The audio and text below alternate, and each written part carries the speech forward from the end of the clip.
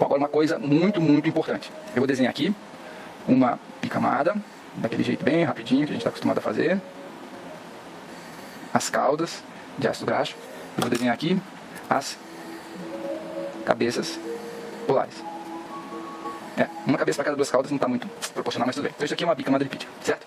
Agora eu vou definir dois tipos de movimento para esses lipídios que compõem. Então presta atenção, gente. Quando eu represento isso aqui, como é que vocês devem interpretar essa representação? Isso é muito importante. Isso é, tudo bem, vocês podem achar, não, tranquilo, nem precisa falar, mas é importante a gente ressaltar.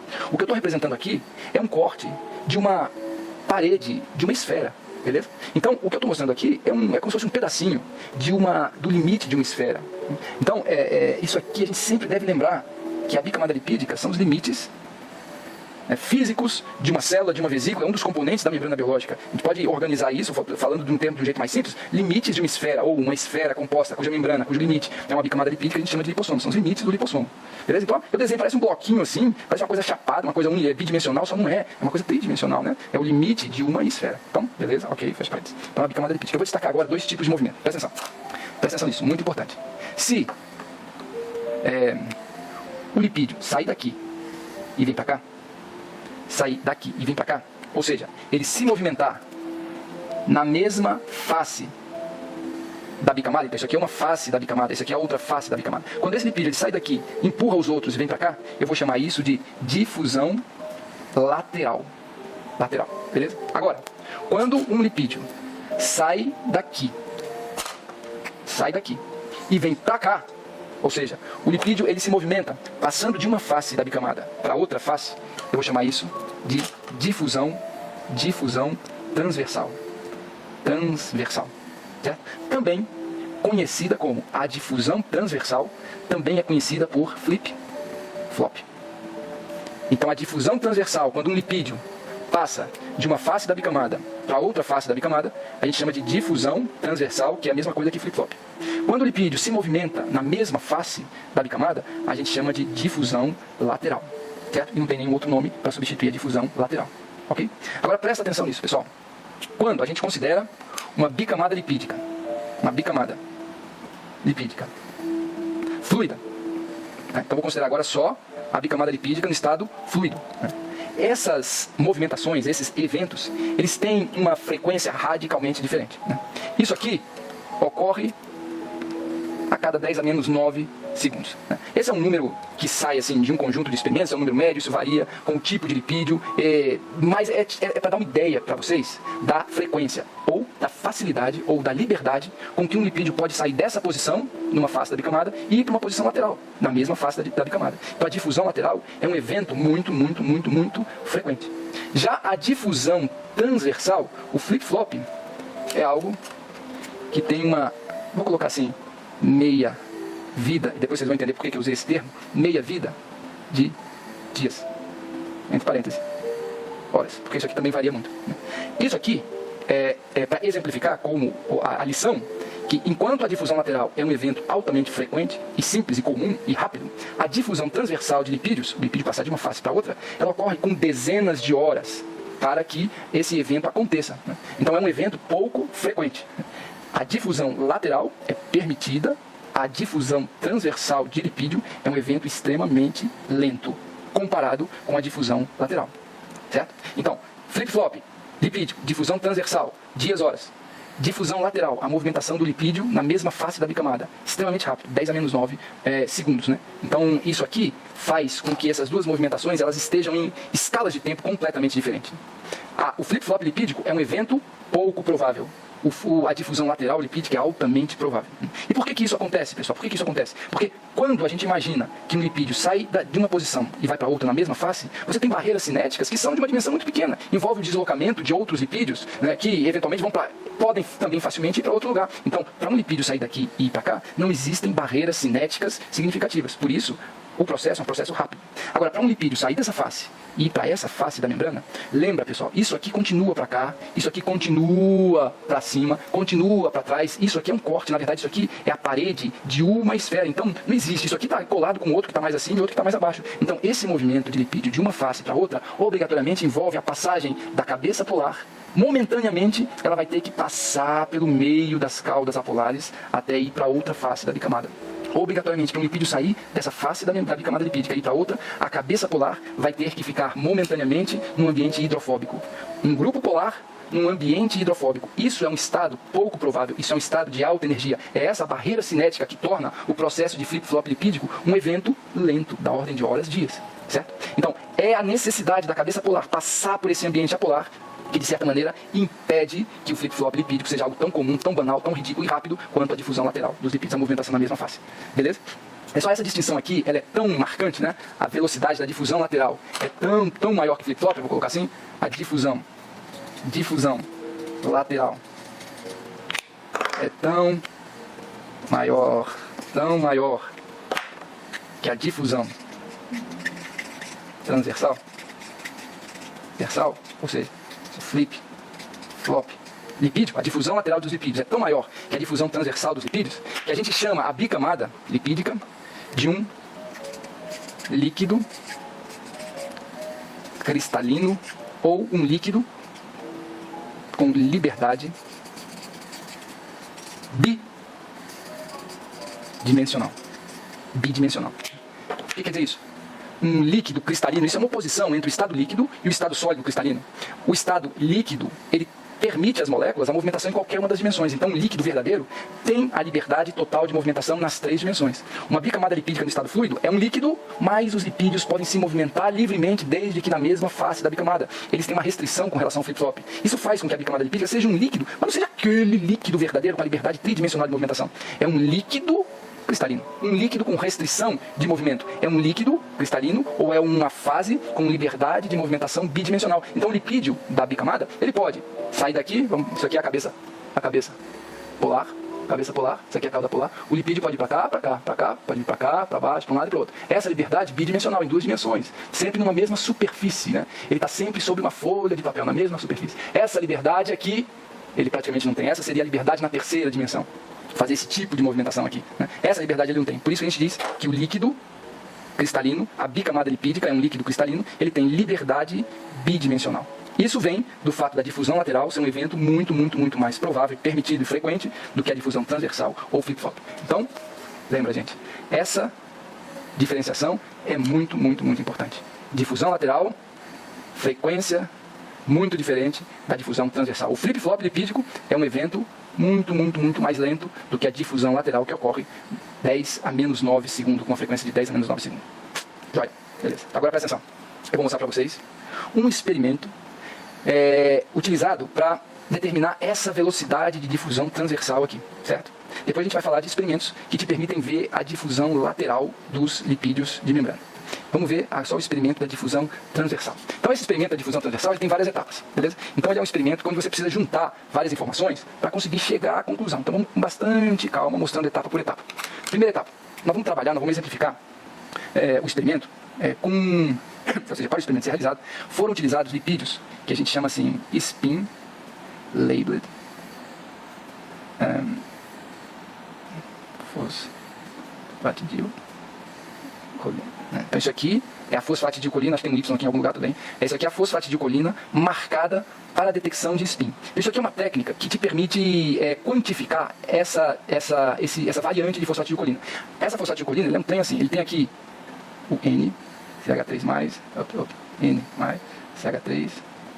Só que aqui, ele tem uma estrutura que é meio louca assim, ó. Depois eu gostaria que vocês tentassem descobrir qual é, de fato, a estrutura do spin-labeled fosfatidilcolina. Aqui ele tem uma ligação com o oxigênio. A cabeça polar desse lipídio de membrana é que segue CH2, O, P, dupla O, menos, O, e aqui vem aquele trem, e aqui vem as caudas apolares. Então aqui estão as caudas apolares. Eu não especifiquei, só estou dizendo que isso aqui é uma fosfatidilcolina. Tá? Supondo que isso aqui seja o dipalmitoril fosfatidilcolina, mas também ia funcionar se fosse o dioleoil ou se fosse o dimiristoril, não interessa qual é o tipo de cauda polar. Ia mudar, né, o resultado, mas ia mudar levemente, não acredito que ia mudar muito. O ponto importante é essa aqui, é a cabeça polar. Né? Então é de colina. Então está aqui as estruturas, né, o fosfato negativo, que positivo, né, estruturas polares, tudo. Ok, isso aqui é a cabeça polar. Agora, o que existe de importante? Essa cabeça polar aqui, da SLPC, eu vou chamar agora isso aqui de SLPC, isso aqui é quantificável. É como se com esse grupamento aqui você conseguisse ver, determinar, quantificar, acompanhar a concentração, a quantidade desse SLPC. Essa estrutura aqui torna esse composto inteiro um composto detectável por um método espectroscópico, né?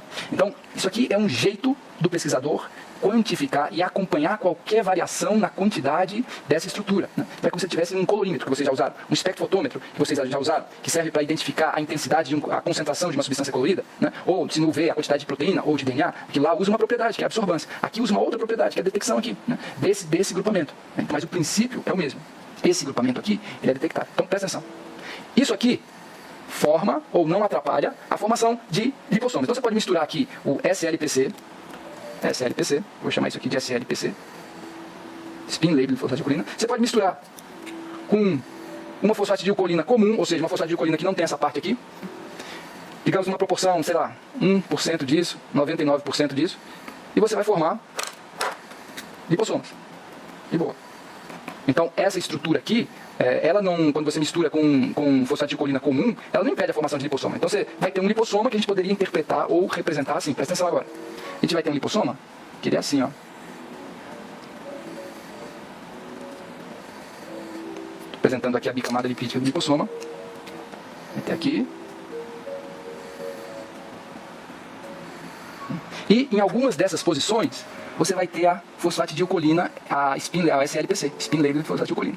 Então você misturou numa proporção de 1 para 99, né, e ficou com a SLPC distribuída no meio da maioria da fosfatidilcolina comum. Então você formou, poderia fazer isso aqui, ó. Você formou lipossomos. Agora estou desenhando aqui de uma maneira muito grotesca, estou tentando melhorar, mas está ficando pior. Né? Aqui. Eita, não consigo parar, estou com toque, gente, pelo amor de Deus, alguém para minha mão. Não, está aqui, pronto. Aqui, a bicamada lipídica. Aqui, as cabeças polares. Aqui na face interna. Aqui na face interna. Aqui na face interna. Face externa. Aqui na face interna. Beleza? Então está aqui o lipídio e eu vou marcar aqui as spin labeled fosfatidilcolina. Então o cara misturou o SLPC com fosfatidilcolina comum, né? Misturou e formou o lipossoma. A fosfatidilcolina, a SLPC, está presente na face externa, mas também está presente na face interna. Okay? Então isso aqui são lipossomas de fosfatidilcolina mais SL fosfatidilcolina. Certo? Se você pega esse lipossoma, essa preparação de lipossoma, e coloca lá no aparelho, você consegue determinar o sinal. É como se ele tivesse um tipo de luz de emissão detectável por um aparelho especial. Isso quem dá essa propriedade, essa capacidade de detecção, é a presença das SLPC aqui. Então esses grupamentos são grupamentos detectáveis. Certo? Maravilha. 50% da história. Agora existe uma outra propriedade fundamental da SLPC, dessa fosfatidilcolina marcada por spin. Essa propriedade é a seguinte. Opa, deixa aqui. Essa propriedade é a seguinte, pessoal. Vou desenhar novamente, rapidinho aqui. Aqui, alguma coisa assim. Ó, só estou desenhando aqui. Aqui o N, CH3, mais CH3, CH2, CH2. E aqui vai. Pronto. Desenhei o SLPC. Esse aqui é o SLPC. Isso aqui é o que a gente consegue detectar. Tem sinal, tem tipo de luz, né? Você consegue determinar isso aqui. Agora, essa estrutura tem uma propriedade muito interessante. Se você coloca isso aqui em contato com ácido ascórbico. Quem já ouviu falar de ácido ascórbico? O ácido ascórbico é a vitamina C. O ácido ascórbico, a vitamina C, é um agente redutor. Ele é capaz de reduzir, de aumentar o número de elétrons de outras substâncias. E ele mesmo, coitado, perde elétrons nesse processo. Então o ácido ascórbico é um agente redutor. Eu não sei exatamente a estrutura dele, inclusive vocês podem estar aí. Outro pontinho para a prova. A primeira pessoa que me mandar a estrutura certinha do ácido ascórbico ganha meio ponto, porque isso é bico. Meio ponto na prova para a primeira pessoa que me mandar a estrutura do ácido ascórbico. Eu não sei exatamente qual é, mas ele é muito, muito parecido com a glucose. É muito parecido com a glucose, a estrutura dele. O que eu estou querendo dizer é que ele é uma estrutura com várias hidroxilas, tá certo? É uma estrutura solúvel em água, o ácido ascórbico, beleza? Guardem isso, guardem isso. O ácido ascórbico é uma estrutura solúvel em água. Bom, agora o que o ácido ascórbico faz com essa SLPC? O ácido ascórbico, ele destrói essa regiãozinha aqui, gente. O ácido ascórbico transforma o SLPC num derivado de fosfatidilcolina, e a mudança é sutil. É 3, CH2, aqui, muda, né? Tudo isso aqui fica igual. Ele não muda praticamente a estrutura do SLPC, ele só vem aqui e altera, e eu acho que isso aqui vira NH2. Opa, meio ponto também. Para quem descobrir, ou como isso é mais difícil, um ponto na prova. Para quem descobrir exatamente a estrutura do SLPC, oxidado e a estrutura do SLPC reduzido. Um pontinho, porque isso é mais difícil que a estrutura do ácido ascórbico, beleza? Um ponto na prova. Bom, mas o que o ácido ascórbico faz? Pega o SLPC e transforma essa pontinha nessa pontinha aqui reduzida. Só que isso, gente, presta atenção, apesar de não alterar praticamente nada da estrutura desse lipídio, então o lipídio continua lá, tranquilão, na bicamada lipídica. Continua sendo um lipídio, na boa, fica lá no lipossomo, só que ele não é mais detectável. Ou seja, o ácido ascórbico, ele destrói aquela região que torna o SLPC uma substância que tem luz, uma substância que é passível de ser observada ou detectada, ou cuja concentração pode ser medida com um aparelho de ressonância. Então, esse ácido ascórbico, para todos os efeitos, ele torna o SLPC invisível, não detectável. O ácido ascórbico, ele destrói, é como se ele destruísse a anteninha que emite o sinal de rádio. Matou, tá certo? O ácido ascórbico, ele torna o SLPC uma molécula impossível de ser detectada com um aparelho de ressonância. Agora eu acredito que vocês sejam capazes de entrar no âmago, no cerne do experimento. Presta atenção. O que os pesquisadores fizeram? Então, primeiro, eles trabalharam com lipossomos, fosfato de colina mais SLPC, aqueles lipossominhos lá que eu desenhei. Então tem um pouquinho de SLPC. Eles eram capazes de detectar o sinal do SLPC. Ou seja, aqui no eixo Y, eles colocaram a quantidade de SLPC. Então eles determinaram lá, fizeram lá o SLPC uma certa quantidade, colocaram uma suspensão de lipossomos no aparelho e começaram a medir a quantidade de sinal que eles obtinham. Então, esse SLPC, ele emitia, era capaz de responder ao estímulo do aparelho e o aparelho percebia essa resposta do derivado da fosfatidilcolina e conseguia transformar essa quantidade de resposta numa concentração, num valor de quantidade. Então eles colocaram a preparação de lipossomos e começaram a medir. Beleza, constante. E aqui, sempre, né, pessoal? Quando vocês fizerem um gráfico, sempre, primeira coisa, o que é o eixo Y e o que é o eixo X? Aqui vai ser o tempo. Então eles acompanharam a intensidade do sinal, ou seja, a quantidade de SLPC com o tempo. E normal, estava lá constante. Aí, nesse tempo aqui, que eu vou chamar tempo T0, eles adicionaram, presta atenção, nesse ponto aqui, eles foram lá na cubetinha e jogaram ácido ascórbico. E aí o que eles observaram nesse sinal, na quantidade de SLPC? Eles viram que a quantidade caía de um jeito praticamente instantâneo. E aí, para um valor mais ou menos médio, aqui, a intensidade do sinal, quando eles jogavam ácido ascórbico, caía praticamente para metade e de um jeito quase instantâneo. E aí depois desse sinal, ia caindo lentamente, um declive muito suave. De maneira que eles conseguiram calcular aqui, por essa inclinação, e viram que agora, para diminuir na metade, demorava aproximadamente 10 horas. Então, esse sinal do SLPC, ou seja, a quantidade de SLPC, ele primeiro caía imediatamente quando você adicionava o ácido ascórbico. E depois, essa queda era assim, devagarzinho, de maneira que só ia cair novamente para metade do valor depois de mais ou menos 10 horas. Certo? Então, é a partir desse gráfico que se descobriu a frequência do flip-flop lipídico. Certo? Ok, eu podia dar a interpretação para vocês, mas eu não vou fazer isso. Vou fazer muito melhor. Eu vou dar 2 pontos mais. Não, 2 pontos tá bom. Eu já estou dando muito ponto. 2 pontos, mas agora é um pouquinho mais elaborado. 2 pontos para quem me mandar um vídeo, grava no celular aí.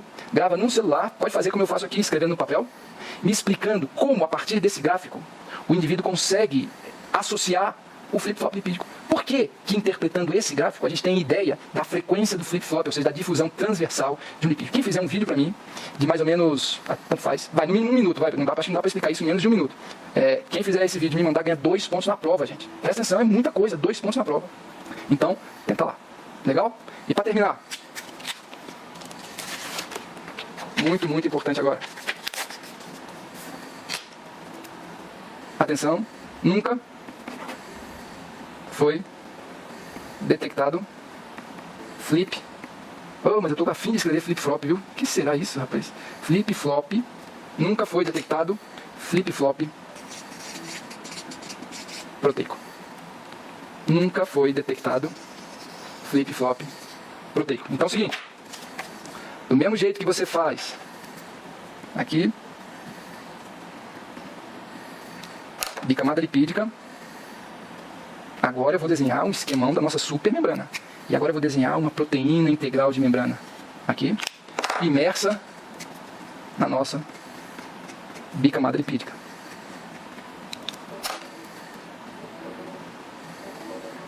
Certo? Então, digamos, agora estamos falando de uma membrana mesmo, uma membrana celular, vou chamar isso aqui de lado intracelular, aqui o lado extracelular. Isso aqui é uma face da membrana, face externa, voltada para o lado extracelular, e aqui a face interna da membrana, voltada para o lado intracelular. A gente falou de sai daqui, vem para cá, uma coisinha mais linda. Ah, brincadeirinha, vai. Sai daqui, vem pra cá, é difusão lateral, super frequente de lipídio, fácil, de boa. Sai daqui, vem pra cá, lembra que isso aqui é um corte, né? Difusão transversal, pouco frequente, muito pouco frequente, um evento raro, isso aqui muito comum, isso aqui raro. Bem, do mesmo jeito que a gente fala de difusão transversal de lipídio, a gente pode falar de difusão... Desculpe. Do mesmo jeito que a gente fala de difusão lateral de lipídio, o lipídio se movimentando na mesma face da bicamada, a gente pode falar também de difusão lateral de proteína. Ou seja, a proteína, ela está livre para ir para lá e para cá. É como se fosse um bloquinho de isopor boiando, né? Só que aí não é uma superfície de um líquido, é numa interface, é uma microfase hidrofóbica. Então a proteína está livre, via de regra, para se movimentar na bicamada lipídica. Isso a gente se refere, do mesmo jeito que a gente chama de difusão lateral do lipídio, a gente pode falar da difusão lateral da proteína, certo? Agora, o flip-flop lipídico é passar de uma face para outra. O que seria o flip-flop proteico? Essa parte aqui da proteína, que está virada para o lado extracelular, essa parte aqui da proteína, que é a parte intracelular, o flip-flop lipídico seria a proteína dar uma cambalhota pela bicamada. E o que é intracelular virar extracelular, e o que é extra virar intra. Esse é o flip-flop proteico. É esse flip-flop proteico que é proibido. Flip-flop proteico. Proibido não, né? Vamos usar uma outra palavra mais científica. Nunca. Só vou escrever. Nunca foi detectado o flip-flop proteico. Então, a difusão lateral lipídica, super frequente. A difusão transversal ou flip-flop lipídico, pouquíssimo frequente e lento. Difusão lateral de proteínas. Permitido, e para algumas proteínas, super rápido também. Flip-flop proteico nunca foi detectado, certo? E gente, a importância dessa proibição absoluta ao flip-flop proteico é gigantesca. É gigantesca. Vocês vão perceber logo como é importante que o flip-flop lipídico, como é importante que o flip-flop proteico seja um fenômeno proibido, não existe, tive que falar, porque nunca foi detectado. E eu acredito que isso, cara, quem detectar um fenômeno biológico que envolve o flip-flop proteico como um mecanismo normal e indispensável e frequente, quem descobrir isso é Nobel, tenho certeza. Porque vai mudar tudo, né? Olha, gente, muito bom. Eu acho que com isso, dei um bando de ponto para vocês, vai atrás, tenta descobrir aí que vale a pena, certo?